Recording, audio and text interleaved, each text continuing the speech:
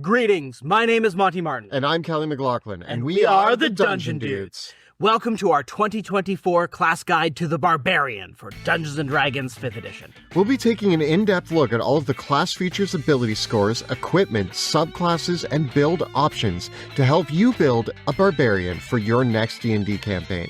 There's a lot to discuss, so let's get rolling. This week's episode of our show is sponsored by Chepeku, who are the creators of the best battle maps out there. They have an amazing Patreon that you can subscribe to for full access to their full archive of over 4,000 beautiful battle maps that are compatible with any VTT for only $5 a month. Their maps are incredible and come in a large variety of options, and each map actually has a variety of options built into them. Some of them have different color schemes. Many of them, you can choose what season they're in or whether they're night or day. It's great because Chepeku maps work with virtually any virtual tabletop, from Roll20, Foundry, Alchemy, Encounter Plus, Fantasy Grounds.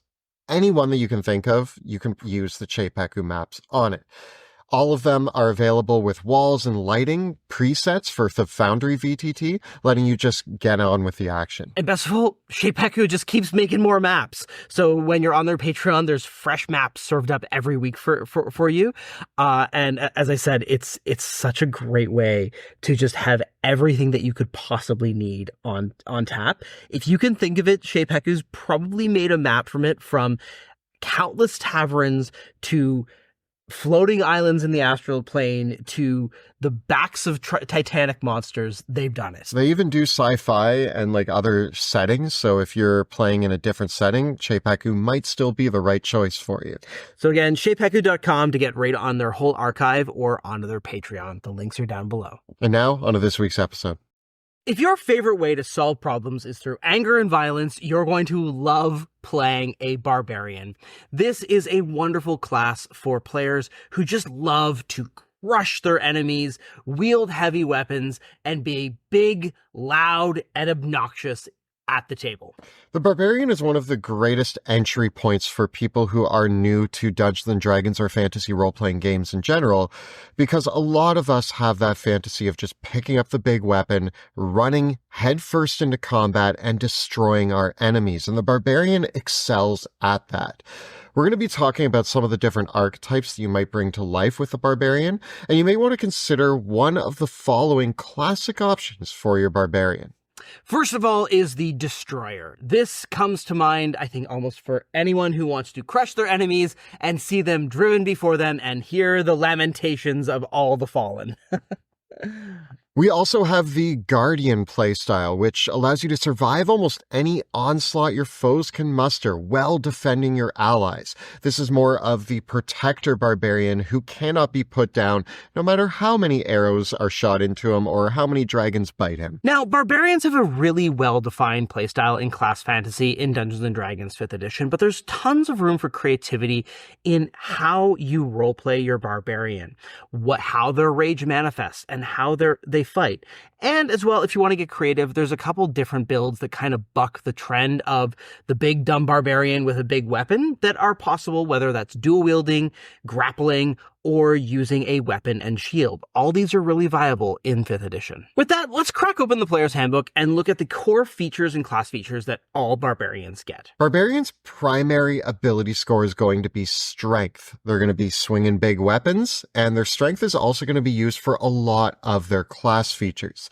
So you're going to want to focus on strength as your primary stat. Their hit die is a D12 per Barbarian level. This is absolutely the highest that you can go with your hit die, meaning that Barbarians are going to have a lot of hit points, meaning that they can stand up to almost any damage. Barbarians are proficient in strength and constitution saving throws, meaning they have a really good physical presence and are good at sloughing off things that try to push them around, poison them, or attack their bodies. You get to choose 2 proficiencies for your skills out of animal handling, athletics, intimidation, nature, perception, or survival. For weapons, you get all the simple and martial weapons, so whatever you want to pick up and wield is yours to use. And for your armor, you get light and medium armor, as well as shields.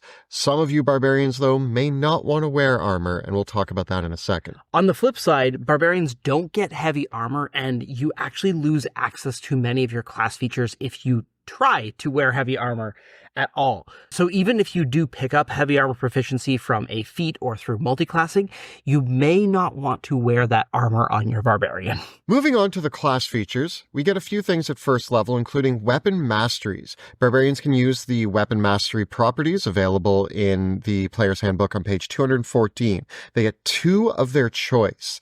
They can replace 1 mastery choice each time they take a long rest, and they're going to gain additional masteries as they gain level, up to a total of 4. As Kelly mentioned earlier, you might not want to wear armor with your barbarian at all, because barbarians get the unarmored defense feature.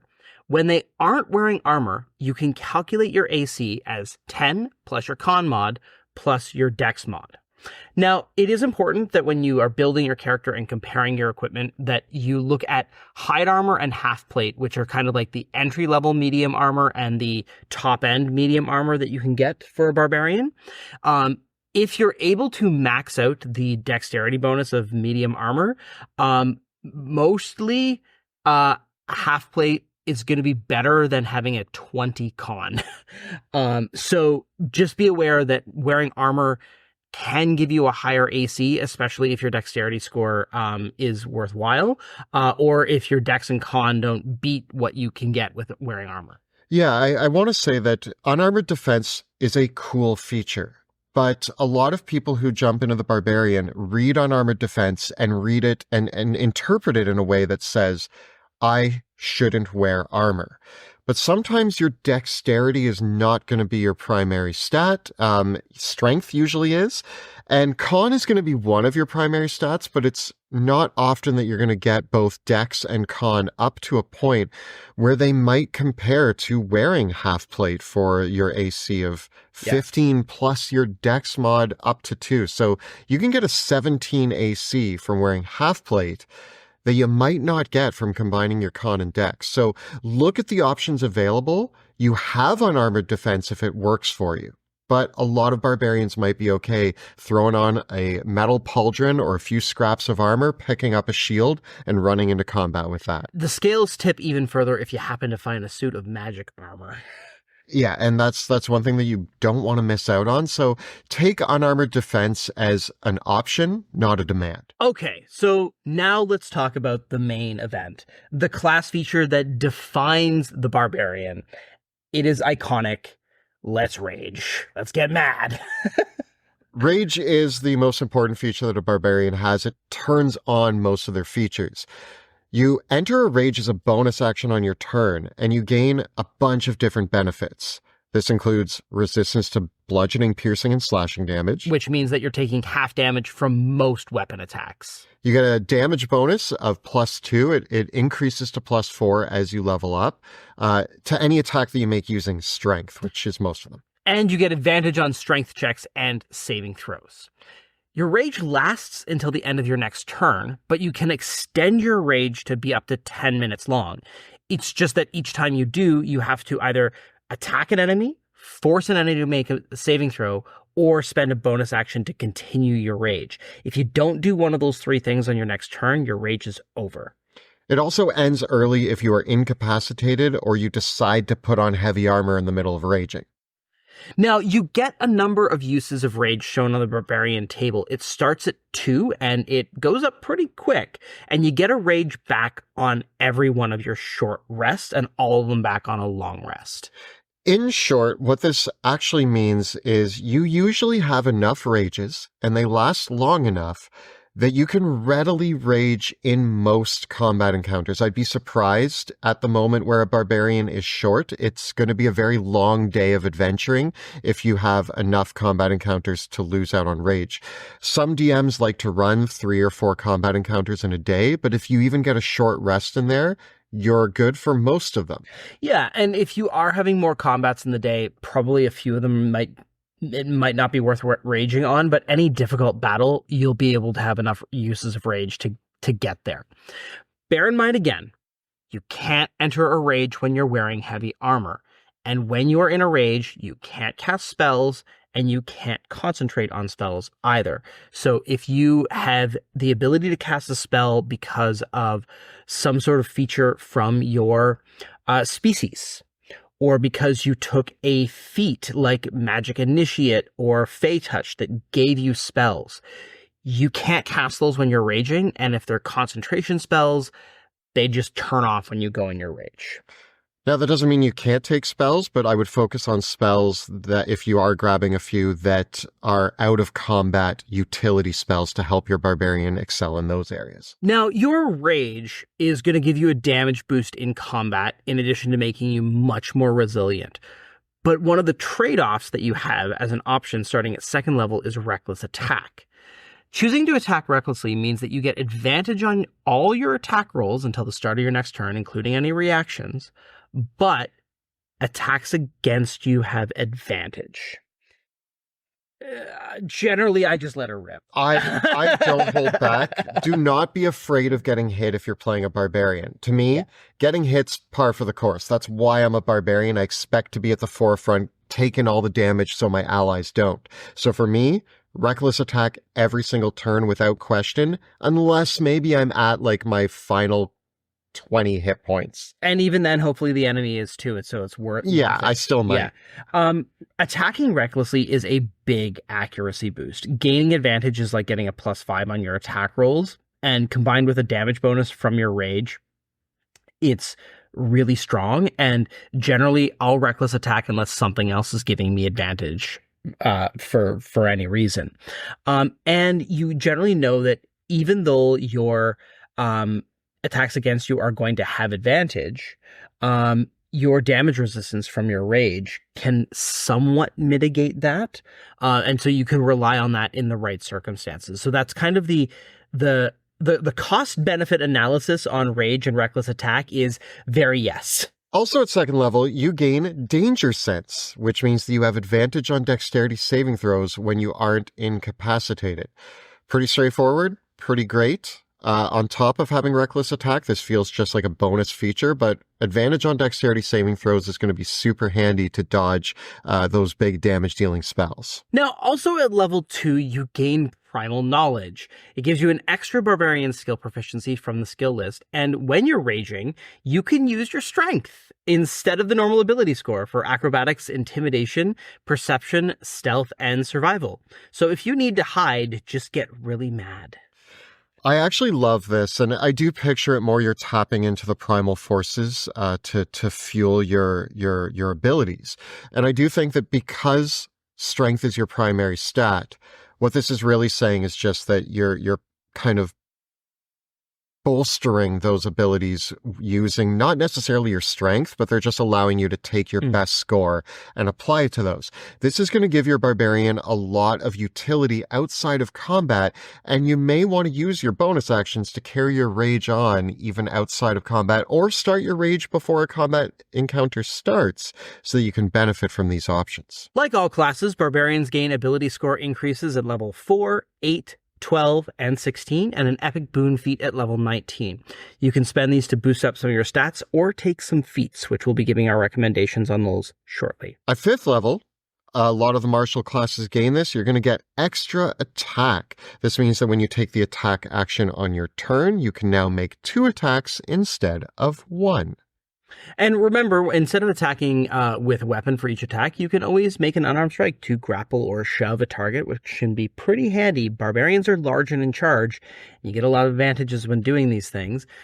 Just remember, though, that extra attack doesn't apply to reaction-based attacks or attacks that you make using a bonus action if you have any. Also, at level 5, your barbarian just gets a flat-out 10-foot speed boost when you're not in heavy armor. They like to run. They like to run at their enemies. They're very athletic. You're also at 7th level going to gain Feral Instincts, which allows you to gain advantage on initiative rolls, so that you're not only fast, but you're quick to the draw too. You're even faster at level 7 because you have an instinctive pounce, which lets you move half your speed when you enter a rage using a bonus action. So this means First turn of combat, you enter rage with your increased speed.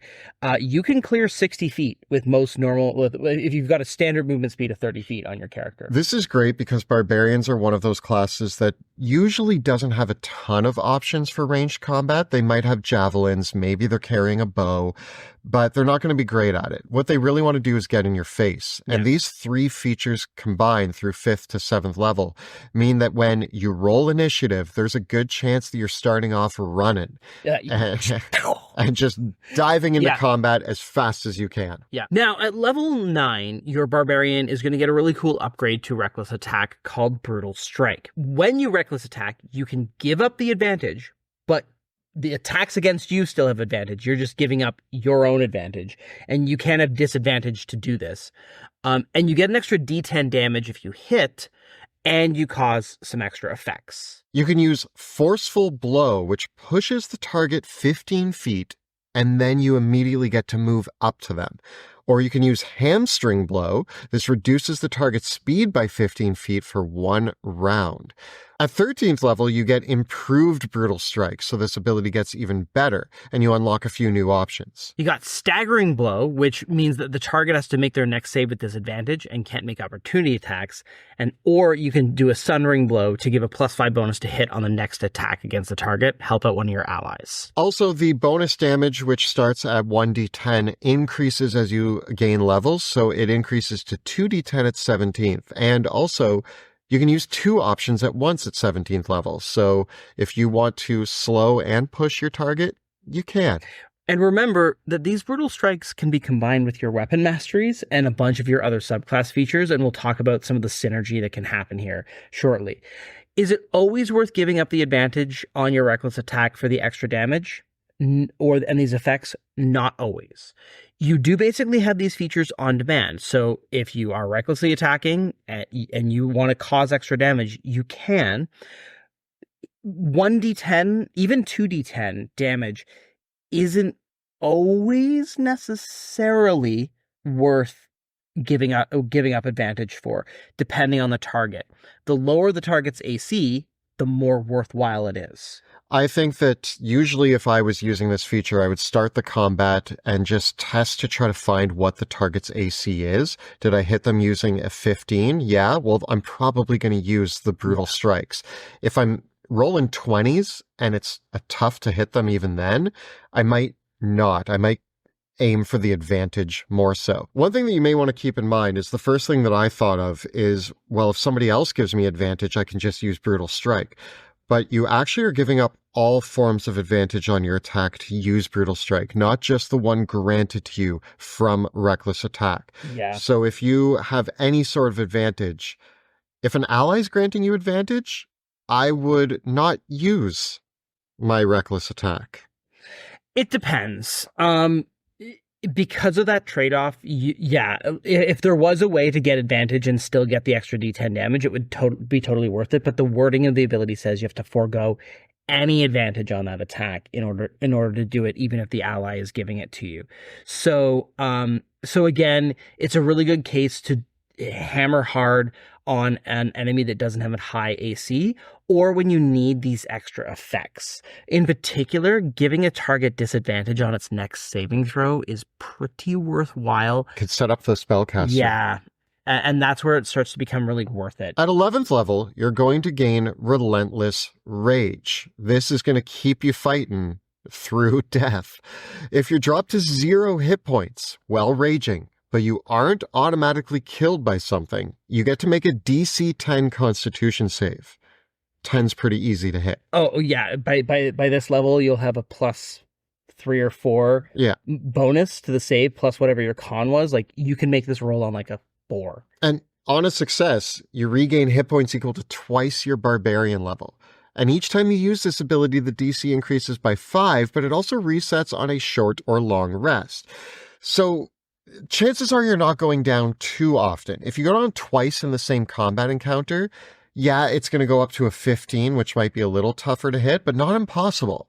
But then if you take a short rest after, which you probably will if you're circling the drain of 0 hit point, so that short rest is just going to get you to be able to reset to 10. The only risky thing with this one is that you can have circumstances where, say you're level 11, Yeah. you get dropped to 0 hit points by a monster. You get your hit points now go to 22. There are some monsters by level 11 that they get multiple attacks, and they can do more than that damage in one attack.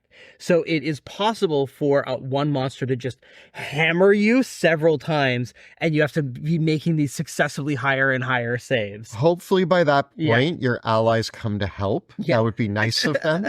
But there are some pretty dire situations, but you're very survivable with this ability. Yeah. Level 15 sees you gain persistent rage, which means once per day, you just regain all your rages when you roll initiative. So honestly, at that point, just give in to the anger. You can rage every combat very reliably.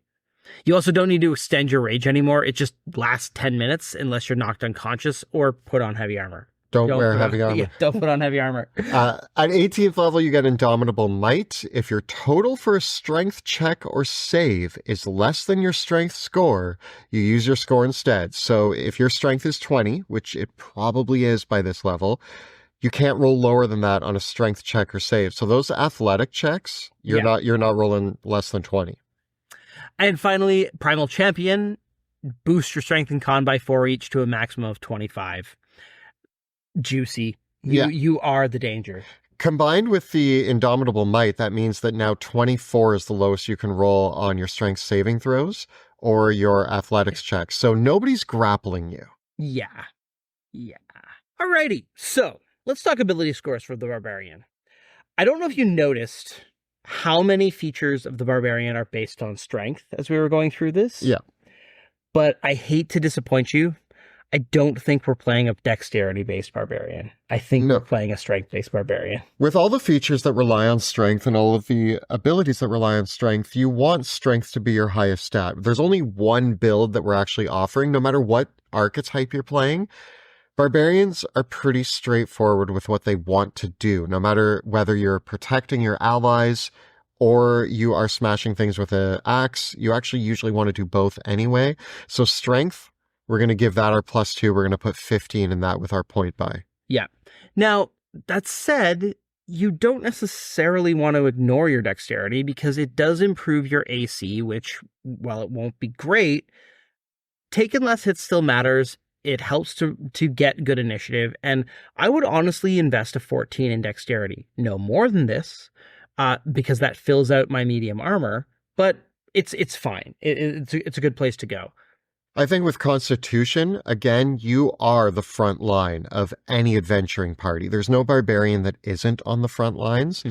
You could build against type, but 99% of barbarians are going to be standing there, meaning they're going to be taking a lot of hits, meaning you want a lot of hit points. This is why Constitution is going to be the second most important skill that you have. It also increases your AC because if you are using the unarmored defense. So we're putting a 15 in here with the +1. You may want to boost both strength and Constitution as you go along as well. Now, intelligence, wisdom, and charisma, sadly, are not really a thing that is relevant for a lot of your class features. In fact, because you can rage and use strength for a lot of wisdom checks and some charisma checks like intimidation. You kind of where this comes into play is mostly saving throws and ability checks, and Now, I can see an argument for you wanting to reduce dexterity and give it to wisdom, maybe charisma. I never put anything in intelligence. I like playing the archetype of the dumb brute. Yeah. But you don't have to be stupid because you have an 8 in intelligence. I want to be very clear that one thing that people need to keep in mind, intelligence is one of your mental ability stats. Wisdom and charisma are both mental stats. A lot of people think that dumping their intelligence means that their character is an idiot, but a 10 in wisdom means that you have an understanding of the world around you. And charisma might also be an 8, but if you put a 10 in any of these, it means that you are perfectly capable in some form of a mental ability stat, whether that's social options and presenting yourself, or knowing the world around you and reading the signs seen in the world around you, or being book smart. I won't lie, probably a lot of barbarians aren't reading the Art of War, or maybe they are. They might benefit I from that. mean, I think that the idea that like barbarians don't have to be morons, Yeah. right? But yeah, they're not solving difficult math problems and reciting literature and poetry. Although there is the skald warrior poet archetype, that's not really what we're going for here with the core barbarian Yeah. class, right? It's a fun idea, but there are ways to get there. Yeah.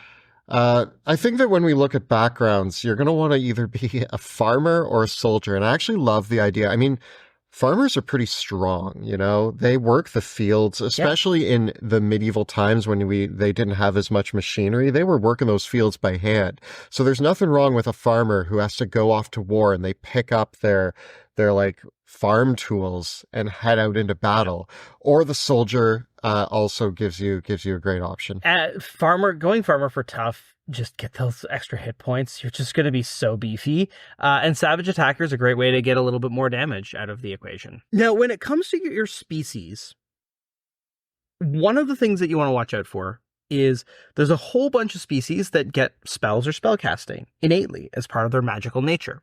But as a barbarian, you're not going to be able to use those when you're raging. Mm-hmm. But there's still species that offer things that are usable outside of combat in cool ways. So those are still possible choices for you.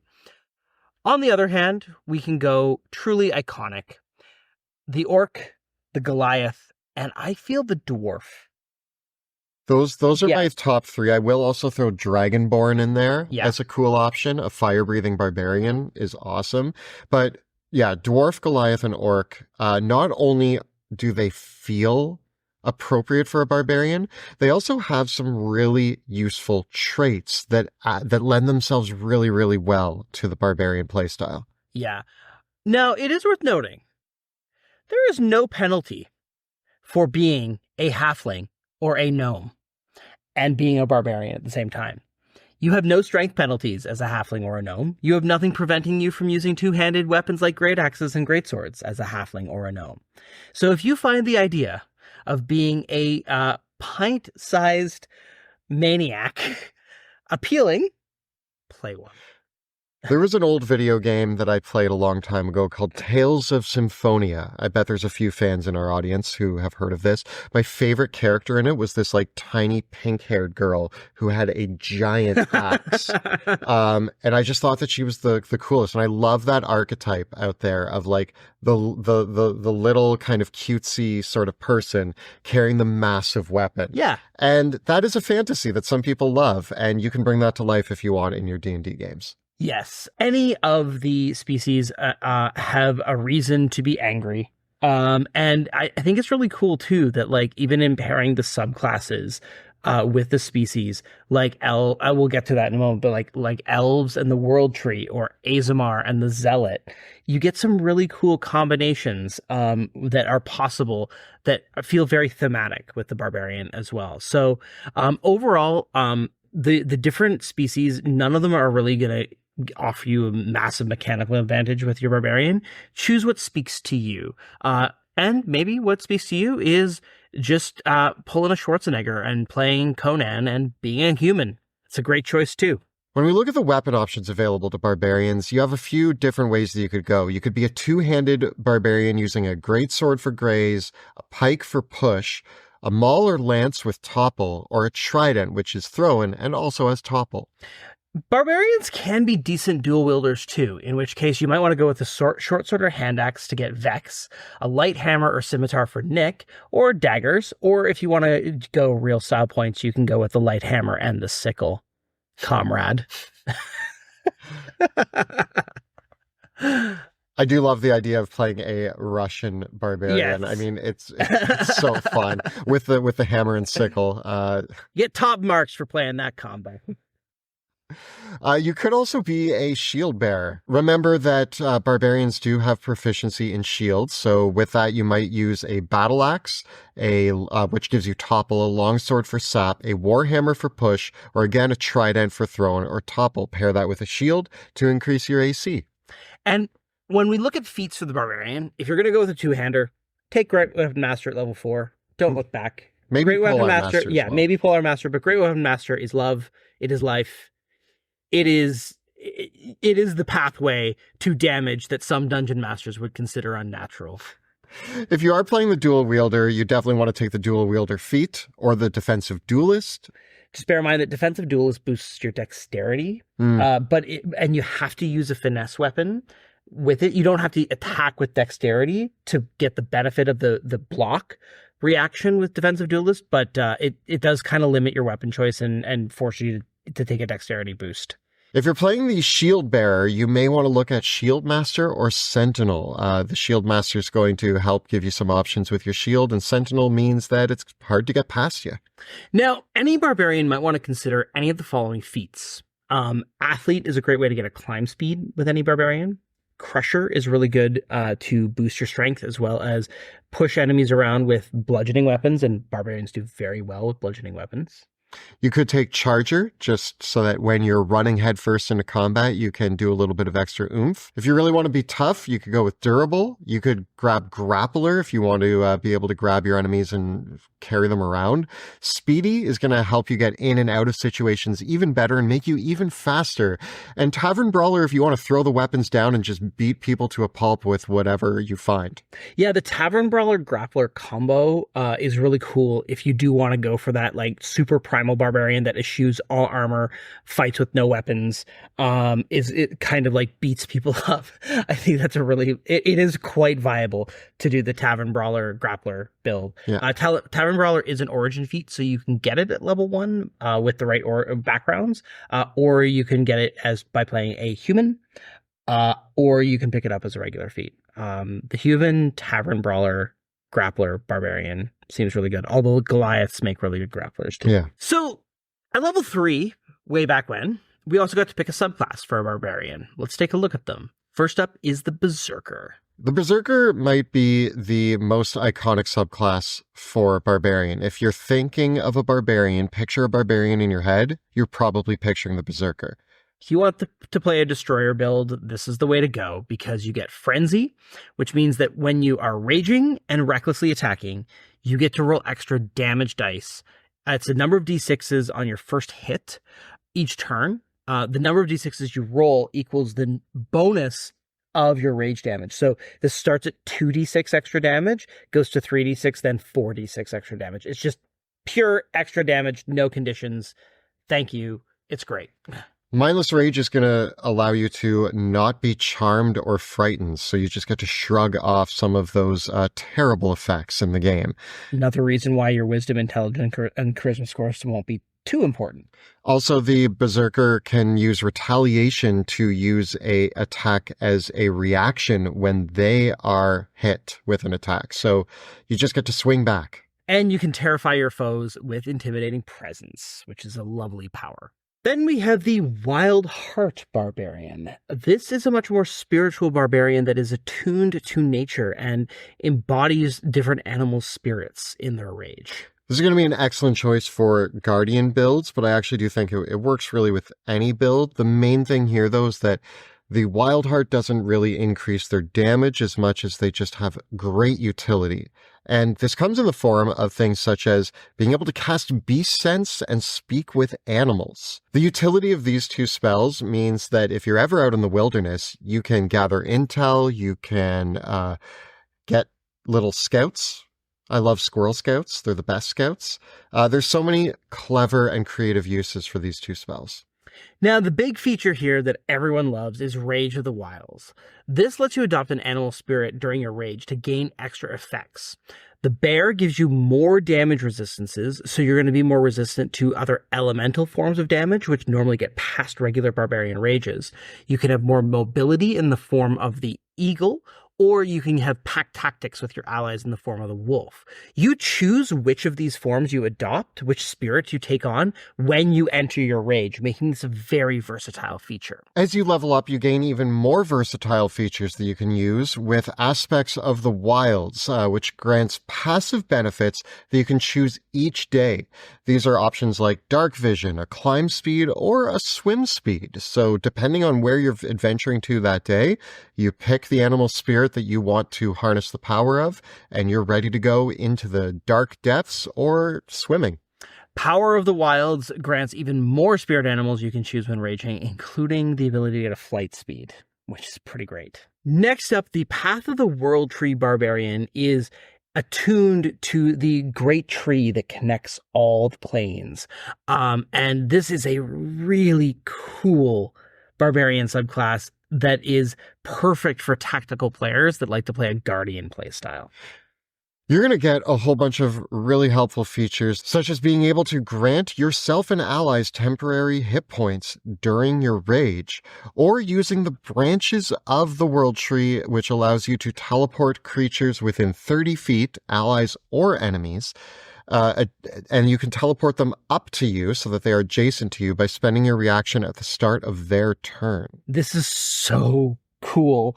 Against enemies, you can also set their speed to 0. So at the start of an enemy's turn, they're trying to get away from you, zoop them back to you. They're locked in place there if they fail their save, and then you can beat them up next turn. Or you can use this to pull an ally out of danger. It's so tactical, so amazing. It's a great feature. And speaking of beating them up once you have them grabbed in your roots, Battering Roots extends your reach with heavy and versatile weapons by 10 feet. And it also allows you to apply the push or topple masteries to those weapons on top of the masteries they already have. Which, if you're already using a push or topple weapon, which means that you can push and topple at the same time. And then finally, as you reach the higher levels, you can teleport as a bonus action during your rage, or once per rage, you can teleport you and up to 6 allies 150 feet. It's great. And finally, we have the Zealot Barbarian. Destroyers are going to love the Zealot Barbarian for gaining the ability to do necrotic and radiant damage once per turn when they're raging. It's a nice damage boost here. You also gain a dice pool starting at 4d12, and it increases as you level up, and you can expend these bonus dice as a bonus action to heal yourself. You're also going to get the ability to reroll a failed save once per rage and unleash a battle cry that can grant allies advantage on attacks and saves of their own for 1 turn. And finally, Rage of the Gods is going to let you fly while you are raging and grants extra resistances, and you can revive your fallen allies. So at 20th level, good luck knocking you down. So as we think about role-playing our barbarians and their backstory, where they come from, many barbarians come from a unique group of people that have certain views towards battle and warfare. How do your people view it? Is it honorable, something necessary, something to be sought for glory? And what trophies do you keep from your defeated foes? Maybe your barbarian likes to collect the skulls of his enemies, or perhaps they take the teeth from the big monsters that they kill. There's a lot of ways that you can imagine this, but I think it's pretty cool for a barbarian to keep something from their big kills. One of my favorite barbarians I ever played did this and had an absolutely ridiculous outfit by the end of the campaign that was like it was like a weird leather jacket with the feathers of a giant rock, and I had the skulls of several enemies. It absolutely looked ridiculous, but my barbarian was very, very proud of it. Also, the barbarian rage is such an iconic feature. How does your rage manifest? Is it a furious roar, a battle cry, a primal chanting that you do, frothing at the mouth, something else? There's a lot of ways that you can imagine the rage embodying you. I actually think that rage is a bit of a specific word, but you can actually break the mold here and imagine your rage as a moment of actually the opposite of rage, where your barbarian kind of meditates on the wilds, on the primal energies, and brings that into them to fuel their focus in battle. There's a lot of ways that you can branch away from the word rage and picture what it is that makes your barbarian honed into their senses. Yeah, and maybe your barbarian does come from a warrior clan or a tribe, or maybe they don't. Maybe they are a lone wolf or a lone protector, or they are someone whose powers and abilities emerge from a society or a culture or a place that those don't normally happen. A barbarian doesn't have to be that kind of wild person living on the fringes of civilization, expanding this idea even further, especially like with a zealot barbarian. That's a divine rage. Maybe your barbarian has an origin that is more similar to many paladins or clerics in where their powers and abilities come from. Um, by a similar token, maybe if you're a world tree barbarian, you are tapping into some deeply spiritual forces and you're connected to druids or elven magic in some sort of way. And this really, and you buck the trend completely of what we think of as the standard barbarian. I think that barbarians could easily be the sort of protector of a community. They could be from a village and they are sort of the sheriff of the village and they have to go out to protect their community by using their skills. Any type of warrior who can tap into their senses to excel in combat fits the bill for a barbarian, and there's a lot of different ways you can go. And with barbarians being so focused, though, on destroying their enemies in combat, what is a monster or foe that you feel destined to face and conquer? And what are you going to take from that foe once you find them and kill them? Is your barbarian connected to the primal forces, the divine forces in the world? What do they think of magic? Are they suspicious of it, or do they embrace it in some way? And who do you protect or fight for? Again, maybe you're the protector of a community. Maybe it's your allies that you're with. Maybe you've come along with them because you feel like it's your job to protect them. Oftentimes when I think of barbarians, I think of the reason why they're setting out is often tied to the need to go to war or to do combat or to face threats to help something. Maybe it's themselves. Yeah. And of course, you might want to ask, what makes your barbarian so angry? Maybe your barbarian is a bit of a tortured soul and has a lot of anger at themselves. Maybe they have suffered greatly throughout their lives, and their rage is an expression of this very dark past or horrible secret or something that they've done that they regret. Or on the other hand, maybe your barbarian's rage is more of a righteous indignation at injustice or wanting to do the right thing. Anger can be a very powerful motivating force, and while it often comes with destructive impulses, anger, I like to think of like the inside out take of anger. Like, anger is an emotion that also we feel when something isn't fair or when something isn't right. And so maybe your barbarian's rage is a rage of like the natural or the spiritual or the supernatural forces being angry at the evil in the world and sending you as the instrument to correct it. That's awesome. And as always, when you're entering into an adventuring party, even if you're a lone wolf, even if you're just meeting your companions, how did you end up adventuring with them? What brought you to this moment where you are setting out on an adventure with these people? It's always a good question to think about, and making those connections before you even start playing really helps drive home the camaraderie at the table. And also, every barbarian needs a flaw. I think every character needs a flaw. And barbarians are larger than life, and they do so well with having some good flaws. It makes them and they don't have to be funny, but they're always fun when they are. I think that barbarians are sort of, I think of like classic Vikings who love to drink their mead, maybe you love drinking your mead. You know what it is? I think the barbarian typifies poor impulse control. Yeah. Right? And so I think that like a barbarian often struggles with their urges, whether that is their appetites or their libido, or basically barbarians don't like holding back. They don't like holding back in battle.